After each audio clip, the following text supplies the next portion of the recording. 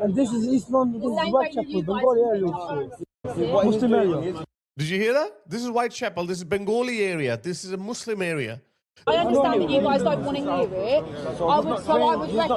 I would recommend that you just move away and don't listen to him. I have publicly pledged that if she is sent off to another one of those diversity courses, or how to treat people from different cultures, or if she's sacked, then we will do a fundraiser for her and we're going to raise £1 million for her. All right, folks, this is Harris Sultan, and I did not know that a time like this will come when everyone will be on the police's side. Maybe the George Floyd incident changed something, and maybe the COVID incident, actually no, the COVID experience made us even more anti-police. But let me just give you a bit of a context. I'm a 90s kid. I got my first car in the 2000s, and that's when I started driving, and I used to hate the police like everyone else. Back in the 2000s, when YouTube was just kicking in, we started seeing a lot of smartasses would go out and deliberately antagonize the police. You know, like, am I free to go? Am I under arrest? And they will just pick holes in the narrative of the police. I guess it was needed. But anyway, at that time, I also hated the police because I always thought that, you know, they've got something stuck up their backside. They're always so arrogant. They always treat you like a subject. So that was the norm, okay? It was a different world back then, nearly 20 years ago. So we hated the police. But then something happened, especially in the last 4 or 5 years or so, especially after COVID. I think even up until COVID, people hated the police. But then we realized that we need a strong police force, because without a strong police force, a police force that is not afraid to enforce the law, that society cannot be called a society. It's basically a jungle. And then October 7th happened, and then every weekend, it just reinforced our belief that we need a stronger police force. We also saw how people from other cultures came in and they had no respect for our police force. Have a look at this. This is the Met Police. They became an absolute joke. When I was growing up in the 90s, people in Pakistan used to say that we have to be like Scotland Yard. We have to have those kind of standards. But 20 years later, look what became of the Met Police. They had lost total respect. And these people from foreign cultures, they had zero respect for the Met Police. They would throw rubbish at them. Look at this. Basically, they became a joke. And they have no one to blame but themselves. And of course, our bending over backwards, pussyfooting politicians. But something happened, okay? Something happened, something changed. Maybe because of these videos, because they've been seeing people like us making fun of them. Have a look at this. If you were a police officer working in the Met, would you not be embarrassed to see this? And it's not only the fact that these people are making a fool of themselves in front of hostile cultures, but to overcompensate them, they would actually double down on the natives. Have a look at this footage from 2024. Look at the brutality of the Met Police. This is how they bend over backwards for them. Over there, they say, please come down, sir. You need to come down, sir.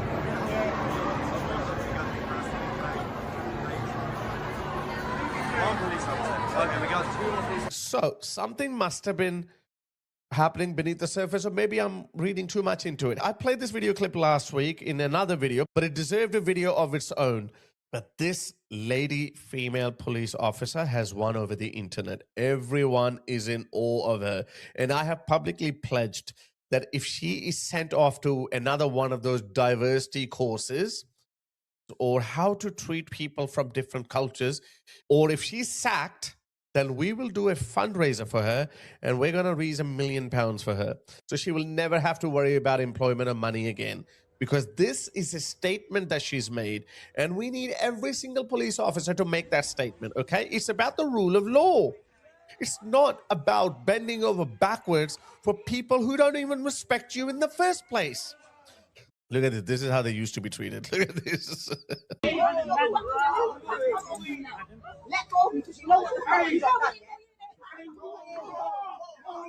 Embarrassing. Oh my God. That's a female police officer, by the way. Sorry, I'm not laughing at their plight. Well, actually, I am laughing at their plight. Look, how embarrassing is it? Seriously. How can you allow this to happen? How did it get to that stage? Now, let me play you the clip that initially went viral, and then I posted a longer clip, and that one is even better. So let me start off with the shorter clip. Have a look at this. I hear you, but we don't have control. And this is East London, this is Whitechapel, Bengali area also. Muslim area. Did you hear that? This is Whitechapel. This is Bengali area. This is a Muslim area. These people are absolutely flabbergasted. Basically, they're complaining about a Christian preacher who apparently has insulted Muhammad or Allah. He's denied it, and I'm just going to take his word, not their word. Look at them. They're all angry. They basically want the Christian preacher to go away because this is a Bengali area. This is a Muslim area. And this Met police officer, surprisingly, out of character for the Met, is actually pushing back against them. She is saying, I have no control over them. I can't tell them to go away, because one of this genius was saying, well, go to Hyde Park, as if that's any safer. As if at Speaker's Corner, people can speak their mind. Christians have been stabbed in their faces. Atheists have been pushed around and beaten up by this mob. So they have completely changed British culture. British culture that gave us Speaker's Corner, Enlightenment values, is tolerating these people. But this woman has other ideas. I still reckon she acted on her own. I don't think there is any institutional change. But this woman probably has seen a lot of embarrassing videos. And in front of this hostile crowd, she stood firm. And that's why everyone online is standing by her. I understand that you guys don't want to hear it. I would recommend that you just move away and don't listen to him. Move away and don't listen to them? Is that an option? You guys led us to believe that whenever we start jumping up and down and act angry and act offended, then you guys will make sure that you will bend over backwards and you will appease us and you will beat down your own people just to make us happy. I thought that was the only option. What do you mean that we have to walk away? We have to walk away from our own area? No. It's not your area. You have to walk away. It's everyone's area. There's no Muslim area, no Christian area. This is a British area. Sorry. They are genuinely surprised, guys. Look at them. This guy, this idiot, Bengali area. This is the Muslim area. They're genuinely shocked. They're like, I thought this is a Muslim area. Because that's what our institutions led them to believe. You're going to stand here and Excuse me, officer, we live. Look at this genius comes in. So if we came outside, You're not in he's not in your home. No, by the end of the day, this is our community. Let me play you the longer version of this clip from a different angle. I hear what you're saying. In this country, we have freedom of speech, the same way you guys have your freedom of speech. Now, how simple is this? Imagine if Keir Starmer was here. He would have been like, look at all these wonderful Muslims. They're absolutely terrified by these far-right thugs. That's how he would have reacted. But look at this. We have freedom of speech. Yes, you have freedom of speech. Actually, I said we should take away the freedom of speech because that idea is totally alien to them. They don't believe in free speech. They only believe in their own speech. That's what Islam teaches. Islam is a doctrine. It's a political doctrine. It's also a spiritual doctrine. But it's the political element that we are worried about. And in that political Islam, there is no free speech. Very simple. No integration, no multiculturalism, no diversity, no tolerance. I've got my own deen, you got your own deen. You got your democracy, we got our own sharia. You got your own free mixing, we got our own nikah. Own cheating within the marketplace, your own credit cards. We got our own economic system. We got our own foreign policy. We got our own deen. If you don't believe in free speech, you should not be given free speech. But anyway, but look at this. These guys are genuinely upset. They're shocked. You guys don't need to see eye to eye, and you don't need to agree, and you're all more than welcome to stand here and have conversations with them, but they're not being aggressive. That's their risk. That's their risk. See the underlying threat? She should have pushed back against this. He goes, what if they say something and someone beats them up? And then she goes, oh, that's the risk that they're taking. What do you mean that's the risk? There shouldn't be any risk. What do you mean? Are you guys Neanderthals? What's wrong with you? What do you mean some idiot will come and beat him up? Come here, they just never know he might get smashed up. That's their risk. That's their risk. I called the police. Yeah. I called the police. I thought the police were in our pockets. They would appease us. So that's why I called the police. What, did he stab you? Did he assault you? What did he do? What do you mean you called the police? You just called the police because you don't like what he has to say. Because on the way, I heard them say an offensive word about the religion. No, I went, I came back. On the way, he's talking about a prophet, then he said, like a donkey. So he clarified to one of your friends. Yeah. So he clarified basically. So apparently he didn't say anything about Muhammad donkey. So I'm assuming he said Muhammad flew to heaven on a winged donkey. Yes, that is a part of your religious tradition. That's a part of your belief system. So that's not insulting. You believe Muhammad flew to heaven on a winged donkey. If that's offensive to you, then maybe change your religion.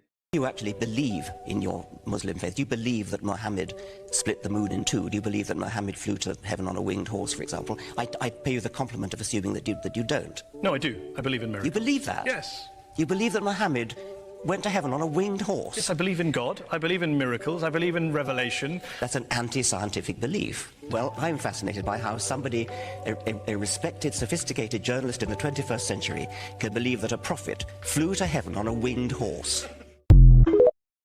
What it says. Yeah, It's not but it's like, no. You know, if I could misunderstand the word, but when hundreds of people are stopping, because what you say, there must be something wrong. Right? Yeah, there's something wrong with that because it's hilarious. Your prophet flew to heaven on a winged donkey. There is a PDF element of your prophet. You know, everyone knows about it thanks to people like us. We popularized the idea. Muhammad married Aisha, but she was 9 years old. And then there is a stupid element of your religion, which is Prophet Muhammad claimed that he went to heaven on a winged donkey who had a head of a female. So it was neither a horse nor a donkey. It was something in between, a mythological creature with a head of a woman. Yeah. And then he went up, he went to Jerusalem, he tied Barak, that's the name of the creature, Barak. And then he went up to heaven, where he negotiated with Allah how many prayers Muslims should offer in a day. Initially, it was 50 times a day. And then Muhammad eventually got it down to 5 prayers a day. You know when Muslims bang their heads on the ground and stick up their bums in the air? That prayer. So Muslims were supposed to do that 50 times a day. Thank goodness for that flying donkey. Muhammad managed to negotiate it down to 5 a day. Thank you. So yeah, that's the core belief system. If you find it offensive, then maybe you should do something about your religion. Maybe you should go back to Muhammad and say, hey, dude, you know, can you make up some believable BS stories? Yeah. It's a contentious area. So why is he doing that? Yeah. He has the right to do it. What's the moral of the story? Is he allowed to do whatever he's doing? Yes. But you see, there's a difference between hate and the freedom of speech. Where did these pricks learn this argument from? From our wokes. There's a difference between hate and freedom of speech. Well, no. Who told you this? Free speech is only needed when it is critical.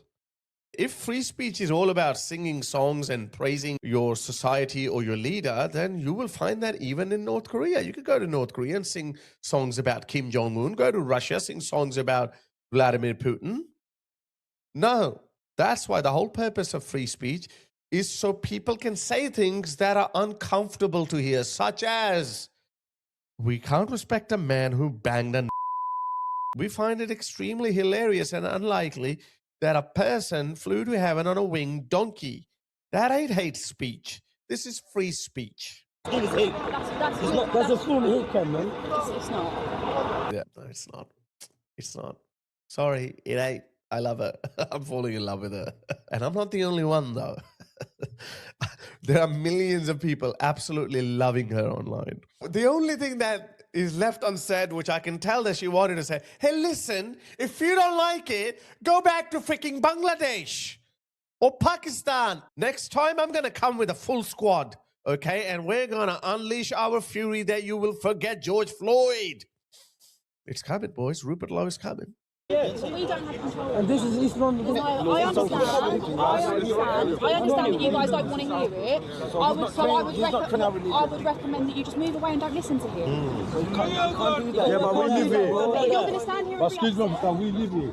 So if we came outside, You're not in he's not in your home. No, but end of the day, this is like, We don't need you don't see Muslims walking around insulting other faiths and religions. But he's doing that. You guys can preach about your religion the same way. But he's not preaching. He's inciting hatred by saying saying He's cool. not. No, he's not. Shut up. He's not. By saying cool. He did. He was calling that prophet a donkey. No, that's not what he said. That's He what, quoted, and you went he here, now quoted- he's quoting that to you. Multiple other people have told me what he said. So basically, this brave woman gave all of these losers a massive L. Look at this. All of them disappointed. All of them. Oh, God, I think I'm in love. She's amazing. Oh, this is the moment we've all been waiting for. Kiyosama, that's all we need. Just stand up for British values. You don't have to go full Nazi on anyone. Just stand up for your own values. Fundamental values like free speech. Stop arresting people. More people are arrested over social media posts than in China and Russia put together. Why? The UK gave us free speech. It gave us Speaker's Corner. And you're bending over backwards for these people? Show a freaking spine like that beautiful police officer. That's all we say. That's it. Look at the look on his face. In 10 years, I'll put a book on you. That's what they're thinking. So that's all we need, guys. We don't want any heavy-handed measures. We just want British values to be respected. This is exactly what Rupert Lowe is saying. I am absolutely in awe of whatever Rupert Lowe is saying. He made another amazing tweet yesterday. And this is what he said. Let me read it. It's a long tweet, but it's worth it. It has had over 1 million views. There are large parts of the country that now in no way resemble Britain. This is just a fact. Absolutely. We've been talking about it for many years now. Like, I was shocked the first time when I went there. 2017, I didn't notice it that much, but in 2021, oh my goodness, I was shocked. I was like, oh my God, if that has already happened in the UK and no one is complaining about it. I was like, whoa, is that what multiculturalism is supposed to be? You don't see a single British person in the heart of London, East London? Why? That just doesn't make any sense to me. We can all see it. We can all use our eyes. Whilst nothing is done, it worsens each and every day. Absolutely. There are entire streets of people that are almost incapable of speaking English. Deport. Seriously. That should be an absolute minimum. They live parallel lives. Absolutely. With parallel laws. A vast proportion do not work. A vast proportion claim benefits. A vast proportion live in social housing, and Muslims are at the top. I've showed that many times. Muslims are the biggest recipients of welfare payments as well. It would be naive to even label this as multiculturalism because it isn't. There is often only one culture and one religion, Islam. And by the way, we got to be careful. You know, Hindus and Indians on per capita basis pay the most amount of tax in the UK, more than the whites. They're the least dependent on welfare. And the Chinese are pretty good too. So certain cultures have different values. They thrive on hard work. Muslims, unfortunately, I don't know. You know, I guess it happens when you don't believe in this life and you are more worried about the afterlife, then I guess, yeah, why not? We believe that life begins at death. We don't care about death. We love death. It's a long tweet. I want you to remember that this woman has won over many hearts, including mine. Anyway, this video is about that hero police officer, and I just wanted to show you her bravery, and we want more and more police officers to behave like that, and we want our politicians all across the Western world should grow a spine like her.